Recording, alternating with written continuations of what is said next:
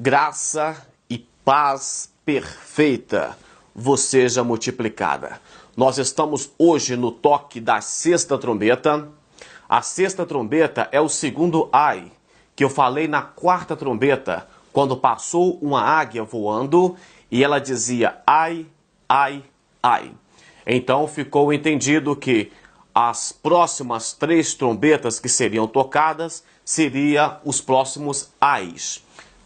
Na aula passada, no vídeo passado, que foi da quinta trombeta, nós vemos o primeiro ai, quando saiu gafanhotos do abismo para ferir os homens por um tempo determinado. Hoje, no segundo ai, solta os 4 anjos e sai um exército para matar os homens. Eu estou lendo aqui em uma Bíblia nós chamamos isso aqui de Taná. Taná é uma Bíblia judaica. Quem puder comprar uma Bíblia dessa, eu aconselho comprar. Ela é muito interessante. Para facilitar o entendimento, eu estou lendo nela. A sexta trombeta, ela está a partir de Apocalipse, capítulo 9, do versículo 13 ao 21. Está escrito assim: e o sexto anjo tocou o chofar, na de vocês está a trombeta. E ouvi uma voz que vinha dos 4 chifres do altar de ouro que está diante de Deus. Na Bíblia de vocês está escrito das 4 pontas. Por que os 4 chifres? Se você voltar lá no Pentateuco, você verá as leis, inclusive da cidade refúgio, quando a pessoa matava alguém. Hoje seria uma morte culposa e não dolosa. Então essa pessoa fugia para a cidade refúgio, colocava as mãos na ponta do chifre e a partir daquele momento essa pessoa era protegida e os parentes ou qualquer pessoa que quisesse vingar a morte daquela pessoa não poderia, porque ela estava agora sob proteção. E ela deveria ficar na cidade de refúgio até a morte do sumo sacerdote. Isso fala de igreja, isso fala de salvação, isso fala de proteção, escondidos em Deus. A igreja é a cidade de refúgio e Jesus Cristo, o nosso sumo sacerdote. Então a voz, ela vinha dos 4 chifres do altar. Essa questão da voz, ela é um pouco polêmica. Algumas pessoas gostam de ficar inventando moda no livro de Apocalipse. E você já deve ter observado até aqui que eu não faço questão de ficar tentando forçar a barra para que vocês acreditem em algo ou acreditem em mim. Porque eu respeito a inteligência, a imaginação e a sabedoria de vocês. Algumas pessoas vão dizer que a voz que saía do altar era a voz dos mártires. Outros vão dizer que a voz que saía do altar é a voz do Cordeiro, porque o seu sangue, o seu sacrifício e até mesmo o Cordeiro também como sumo sacerdote está sendo rejeitado pela humanidade. E a ideia mais plausível seria que a voz que saía do altar também seria de um anjo. Aquele mesmo anjo de Apocalipse, capítulo 8, versículo 3 e 4, que diz para os anjos que estavam segurando o vento dos 4 cantos da terra. E algumas pessoas dizem até que esse grito seria o grito, essa voz da igreja. Mas a Bíblia não tem uma resposta para isso, e quando a Bíblia cala, quem é inteligente, quem tem temor a Deus também cala. É por isso que o temor a Deus é o princípio da sabedoria. Fica mais plausível se disser que essa voz era a voz do anjo, mas a Bíblia não afirma isso. E quando falamos de altar, altar é lugar de sacrifício, altar é lugar de oferecer o incenso, a oração e a adoração a Deus. Então, se o altar é lugar de oferecer também sacrifício, o incenso, que já falei aqui em outros vídeos, que simboliza a oração e a adoração dos santos, então é hora de Deus começar a responder algumas orações. Porque quando os mártires pediram para que Deus julgasse, Deus pediu eles para esperar um pouquinho mais. Isso pode ser visto na visão dos mártires em vídeos anteriores que eu fiz. O versículo 14 diz: dizendo ao sexto anjo que tinha o chofar: solte os 4 anjos que estão amarrados junto ao grande rio Eufrates. O fato de eles estarem amarrados parece ser demônios. Você já ouviu a expressão "eu estou de pés e mãos atados"? Não significa que eu estou amarrado. Ou seja, eu estou sem permissão de fazer algo, sem jeito, sem recursos para algo. Mas tudo bem, se for anjos de Deus ou demônio, para mim, pessoal, tanto faz. Isso não vai interferir na salvação de ninguém. Mas vamos supor que seja demônios. Tome cuidado, porque os gafanhotos da quinta trombeta do primeiro ai da aula passada, eles saíram, sim, do abismo, do Tártaro. Mas estes anjos aqui, eles estavam presos no rio Eufrates. Uma pergunta que o pregador deve fazer é: o que é o rio Eufrates? Para isso, deixa eu ler para vocês. Eu estou aqui com o dicionário Dibi. Vale a pena, é muito bom. Deixa eu ler para vocês aqui. Eufrates, rio mais longo do oeste da Ásia. É um dos maiores rios da Mesopotâmia. O rio começa nas montanhas da Armênia, atual Turquia. Em seguida, segue para oeste em direção ao mar Mediterrâneo.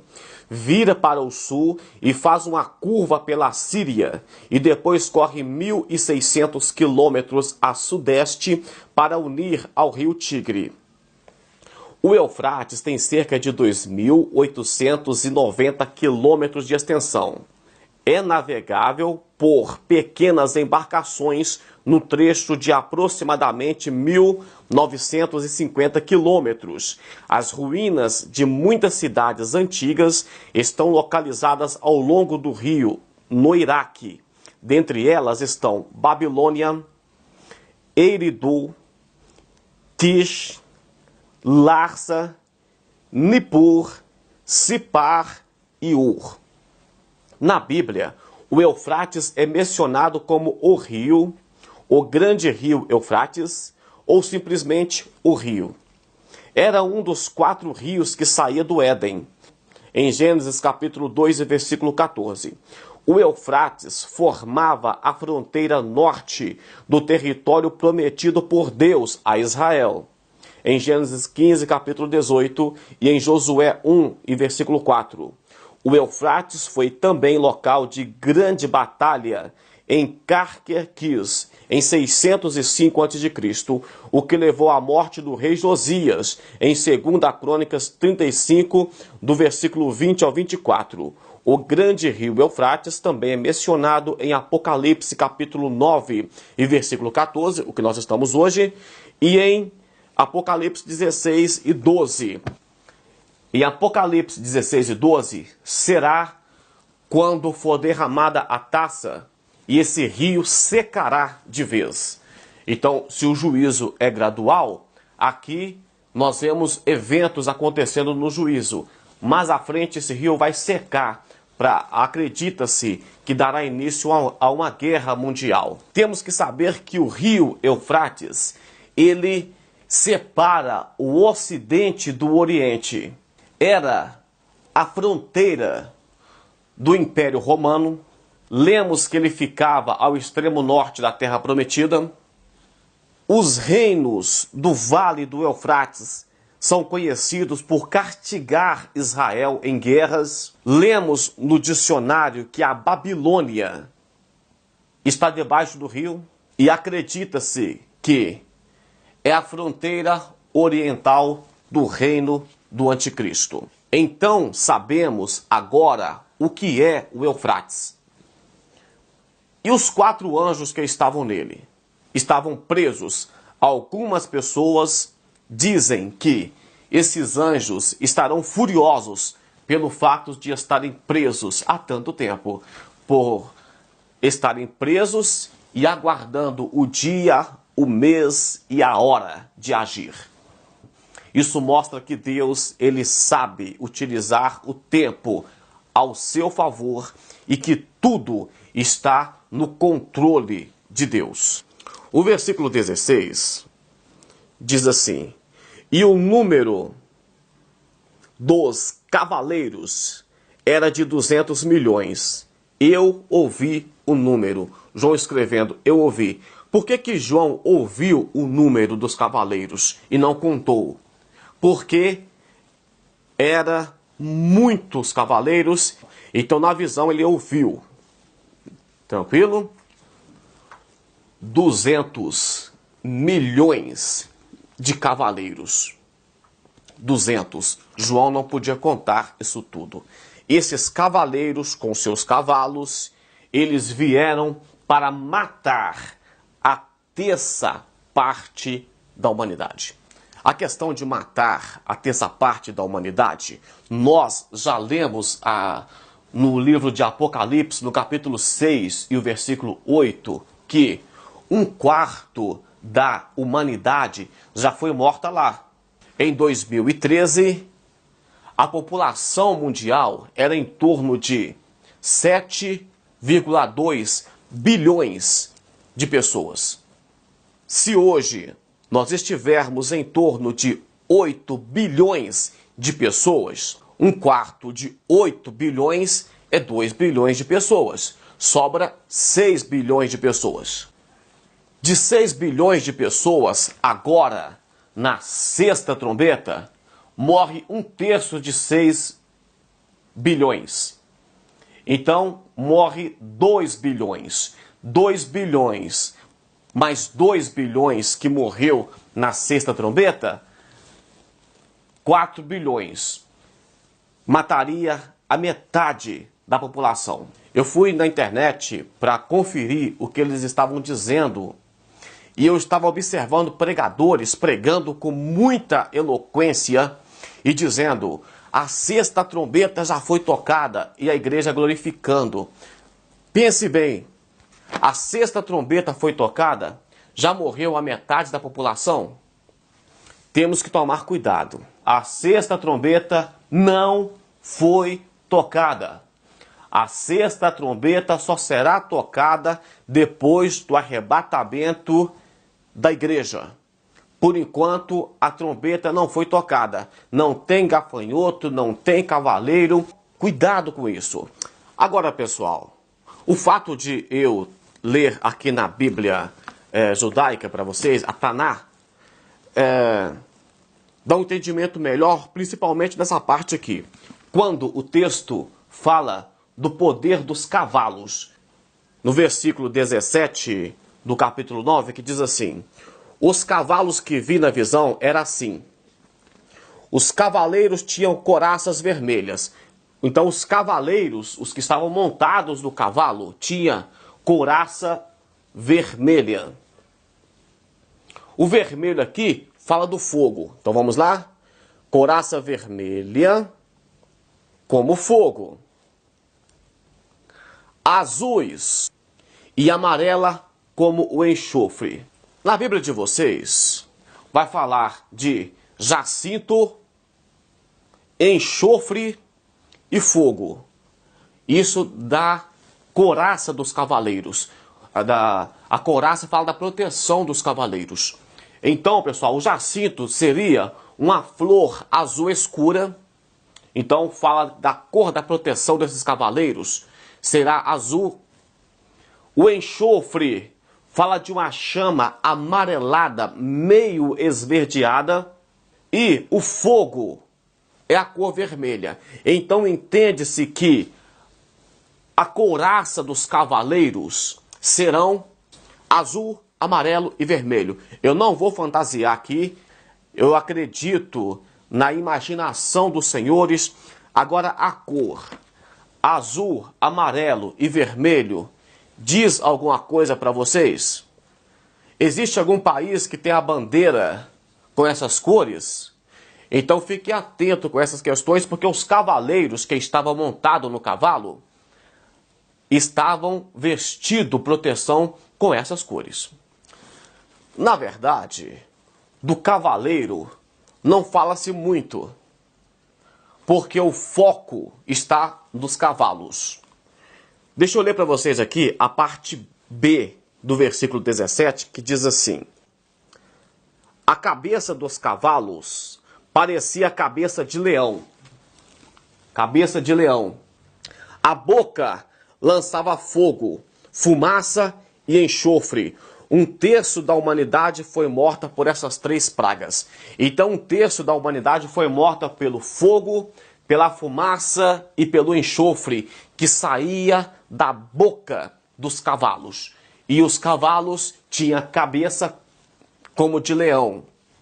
A cauda do cavalo era como serpente. O versículo 19 diz assim: o poder dos cavalos estava na boca e na cauda, pois as suas caudas eram como cobras, e com ela capazes de ferir. Então, o poder dos cavalos, o poder deles, estava na boca e na cauda. Na boca, fogo, fumaça e enxofre. Na cauda, era serpente. Eu fiz aqui um paralelo entre a quinta trombeta e a sexta trombeta. Na quinta trombeta, os gafanhotos tinham dente de leão. Ele só podia ferir e não matar. Na sexta trombeta, os cavalos têm cabeça de leão. Os gafanhotos só podiam ferir a humanidade. Os cavalos matarão 1/3 da humanidade. Os gafanhotos tinham um rei sobre si, com nome escrito em grego e hebraico. Os cavalos terão 4 líderes, que são os 4 anjos que foram soltos. 4 na Bíblia é número de prova, de provação, período que alguém é provado. Tem um vídeo meu aí sobre numerologia bíblica. É muito bom para fazer interpretação de textos. Os gafanhotos tinham na sua cauda como de escorpião.